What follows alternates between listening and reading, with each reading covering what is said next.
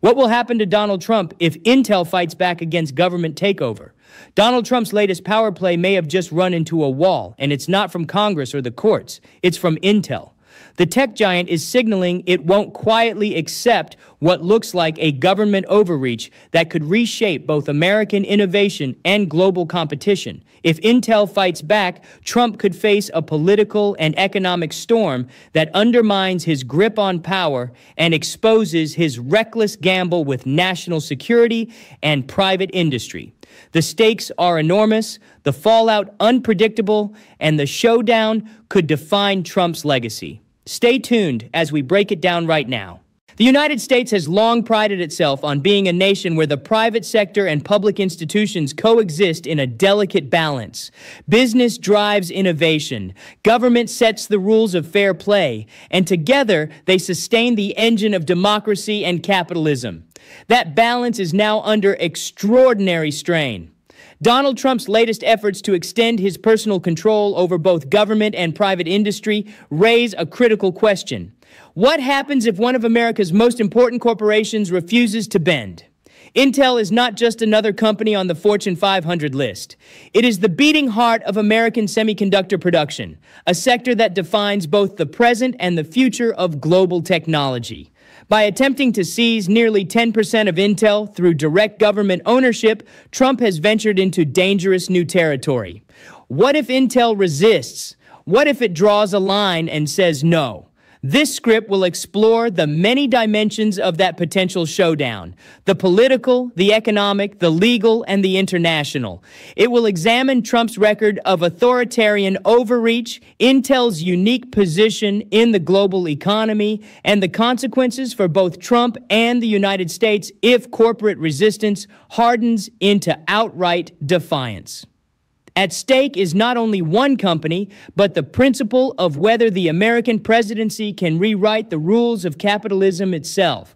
Donald Trump's public comments reveal a recurring theme: his desire to act without restraint. In one moment, he declares he can rename the Department of Defense to the Department of War without congressional approval. In another, he boasts about controlling the police in Washington, D.C. through federal intervention. Each episode may appear absurd on its own, but collectively, they demonstrate a governing philosophy that sees institutions not as independent bodies, but as extensions of presidential will. The Intel episode reflects this philosophy perfectly. Instead of pursuing normal policy tools such as subsidies, tax incentives, or cooperative research agreements, Trump leaps directly to ownership. He presents it as a smart business deal that will protect taxpayers, but the reality is stark. The President of the United States attempting to nationalize part of a private company. In democratic nations, such moves are almost always accompanied by legislation, debate, and oversight. Here, it is presented as an executive fiat, a signature in the Oval Office. For Intel, the stakes could not be higher. Accepting government ownership risks entangling the company in unpredictable political battles. Resisting, on the other hand, would place Intel in direct confrontation with a president who does not hesitate to attack opponents personally and politically. Semiconductors are the oil of the digital age. Every smartphone, every missile guidance system, every supercomputer depends on advanced chips. Control of semiconductor production equates to control of modern power. That is why nations around the world, from Taiwan to South Korea to China, invest heavily in the sector. For decades, the United States led the world in semiconductor design and production. But in recent years, manufacturing has shifted abroad, especially to Taiwan's TSMC. Intel remains the most iconic American chipmaker, and its capacity to expand domestic production is vital to national security. This explains why Congress passed the CHIPS Act, pouring billions into research and fabrication facilities in the U.S. Trump's maneuver to seize part of Intel can be framed as national security, but the method is unprecedented. Rather than encouraging private expansion, he asserts government ownership. To many observers, this resembles state capitalism or even outright authoritarian control. If Intel resists, it would not simply be defending corporate profits. It would be defending the American model of free enterprise against a president pushing it toward centralized control. Intel is not powerless. The U.S. Constitution and federal law provide multiple avenues to challenge executive overreach. The Fifth Amendment prohibits taking private property without just compensation. Any attempt by the White House to seize ownership without congressional approval would face immediate lawsuits. Past cases provide guidance. During the Korean War, President Truman attempted to seize steel mills to avert a strike, claiming national security. In the landmark case, Youngstown Sheet and Tube Company versus Sawyer, the Supreme Court ruled against Truman, establishing a precedent that presidents cannot seize private industry without congressional authorization. That precedent remains binding. If Intel resists, it could cite Youngstown as direct proof that Trump's move is unconstitutional. Courts would likely issue injunctions, halting the government's ownership claim while litigation proceeds. Trump could rage on television, but the legal machinery of the United States would operate against him.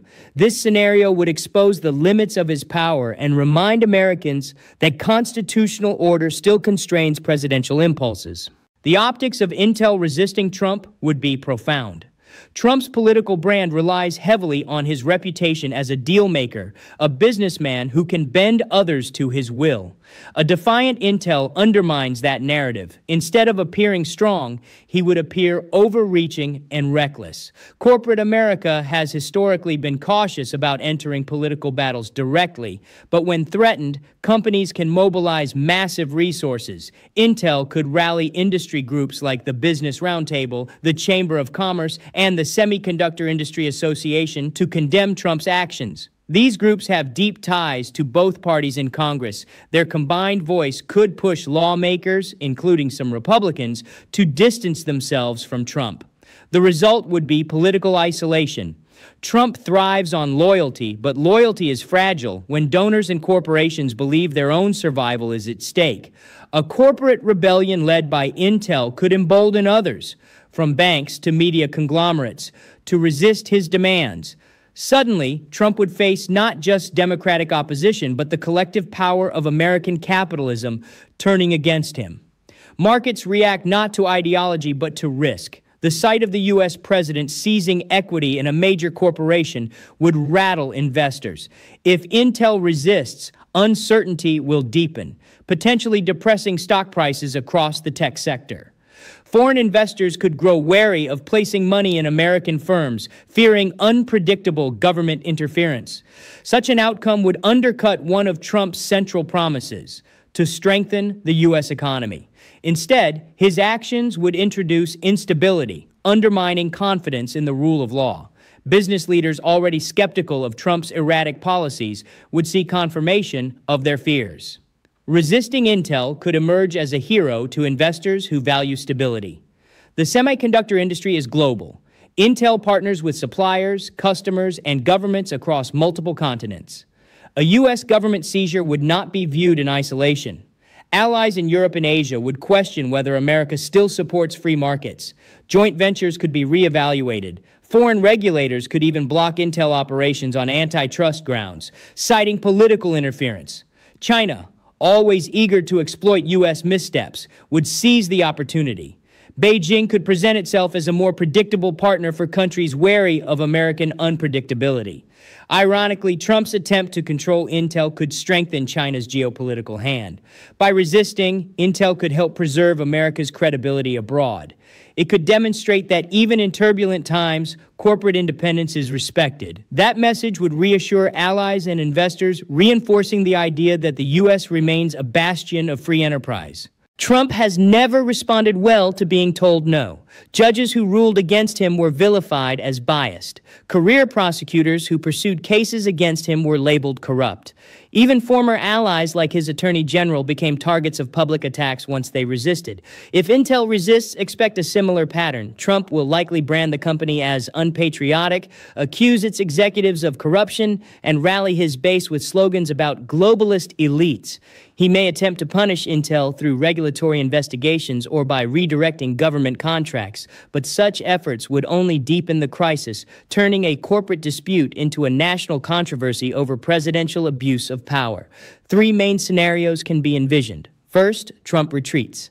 Faced with lawsuits, economic backlash, and political pressure, he may quietly abandon his equity claim, spinning it as a victory while effectively conceding defeat. This would weaken his strongman image, but minimize immediate fallout. Second, Trump escalates. He could double down, attempting to punish Intel and force compliance. This path risks major legal defeats, congressional backlash, and broader economic instability. Escalation would harden the perception that Trump is authoritarian, accelerating political opposition. Third, Trump compromises. He might attempt to offer Intel subsidies, tax breaks, or favorable regulations in exchange for cooperation.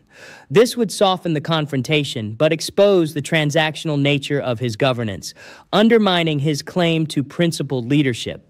In all three scenarios, Trump's image as an infallible businessman president suffers damage. The sight of him being resisted by a corporate giant erodes the myth of inevitability that sustains his political aura.